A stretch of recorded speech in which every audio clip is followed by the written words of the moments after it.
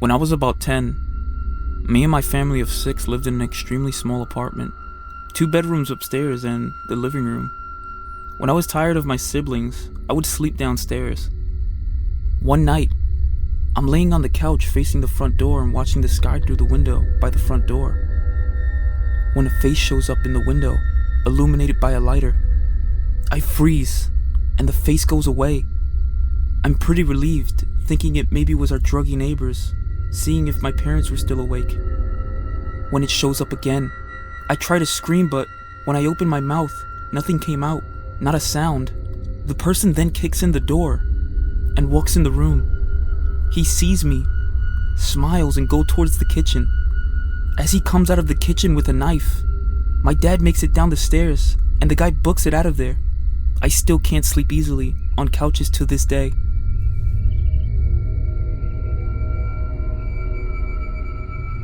On a cold winter night, in a remote village from Quebec, Canada, in 1990, me and my brothers were asleep. We were 1, 3, and 6 years old. In the middle of the night, someone entered our house without knocking, walked around, and was talking to himself. Our house is 2 miles from the village, in a rural area. My father woke up, went to the living room where the guy was. He had a car accident 1 mile from our house with his buddy who died instantly, and his scalp fell in front of his face. So the first time my father saw him, he saw a man with no face. He was drunk, and his body was frozen. He was speaking to himself. "I'm gonna die. I'm gonna die." The fact that his face was partially frozen might have saved his life, preventing him from losing too much blood. My father took him to the hospital, which is 25 kilometers from our house by car. He did survive. To this day, my father is still blessing the fact that we woke up during the night with all the noise. Back when I was in junior high, my mom had an attractive 21-year-old Polish woman living with us in exchange for house upkeep. One weekend night, the woman staying with us came in from hanging out with friends and went into the basement where the bedroom was. When she got to the bottom of the stairs and turned the light on, a man dressed all in black started walking toward her. She screamed and ran up the stairs. The man walked up the stairs and out of the house through the door at the top of the stairs. I'll never forget my brother, only 13 at the time, coming into my room saying he heard a scream. I hadn't heard it and told him he was hearing things. I woke up a half hour later to the police searching our house. They got prints off the doorknob, but couldn't find a match, until they caught a man who would later be called the Birmingham Rapist, a man convicted of raping several women in the area we lived in. My mom told the police she distinctly remembers having locked the doors before going to bed. Apparently, this man had stalked the woman staying with us and watched our family's daily behaviors. He had entered our home early in the morning while we were in the yard and sat in the basement in our utility room until she got home. The thought of us going about our day while a man sat in our house waiting for the right time to rape the woman staying with us creeps me out till this day. A few years back, I rented an apartment from a friend of mine. He had recently bought it and had it completely renovated. He put it up for sale but couldn't find a buyer, so I offered to rent it from him in the meantime. After moving in, I realized there was something wrong with the lady next door. She was about 45 but looked much older.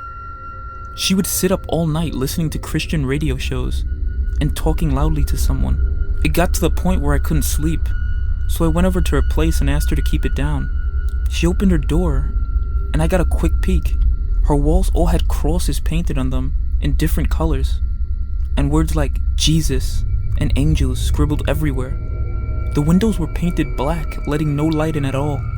It was a dump. Yellow-stained 50-year-old carpets, dog shit and cockroaches everywhere. No dog though. I asked her to please keep it down. She just looked at me and shut the door. Then she turned up the radio even louder. The next night, I had my girlfriend staying over. I wake up in the middle of the night and see a shadow of a person next to the bed, looking at us sleeping. I think I'm hallucinating, as I usually do in the dark when I'm sleepy.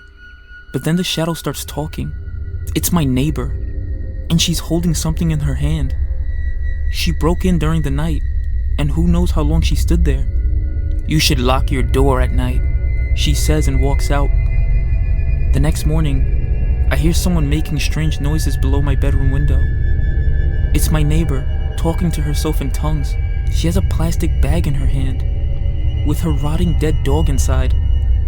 It's hot as hell outside, and I can smell the death from the bag. At this point, I'm scared shitless. She's obviously very insane. I go upstairs and knock on another person's door and ask what the hell is going on. The guy is as scared as me. Apparently she broke into his apartment one evening as well, while he was watching TV with his kids. He got up from the couch to get a snack, only to find her behind the couch staring at him holding a power drill. Now I know what she had in her hand. At this stage, I'm basically shitting myself. I call the cops, and they know all about her. Apparently, she's a violent schizo, and she hasn't taken her meds. But they can't force her or enter her apartment without her permission, because she owns it. The only thing they can do is get her when she goes outside. I sit up for the next 2 days, waiting for her to get up and run out for cigarettes. When I hear her leave at 2 a.m. to go across the road to the 7-Eleven, I call the cops. They have 3 cars and a special van over in less than 2 minutes. They restrain her and throw her in the van and drive off to some institution, and in less than a minute, it's like she was never there.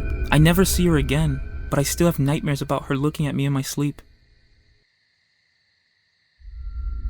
About 6 months ago, my 4-year-old started having trouble sleeping and waking up at night scared, and eventually told us that he was seeing 2 kids who wanted to play with him in his room. There were a series of incidents around the time that were totally unnerving and would have been my story, except we thought it was all past us. And then one night, a few weeks ago, he was screaming for me, so I went to sleep next to him to calm him down. Lying there in the dark, I noticed the sliding closet door was partly open, which was odd because we always make sure the closet's closed when we put him to bed. I'm tired, it's around 3 a.m. I really don't want to get up and close the closet door, but it's bothering me, and I'm getting a really strange feeling like I definitely should close the closet door. And the closet itself is pitch black. And did we leave it open this one time? So, finally, after about 10 minutes of internal debate, I sit up on the side of the bed, get up and walk over to the closet door to close it. But by the time I reach it, it's already closed. It didn't make a sound. I didn't see it move. But it was open when I was in bed, and shut when I got up to close it.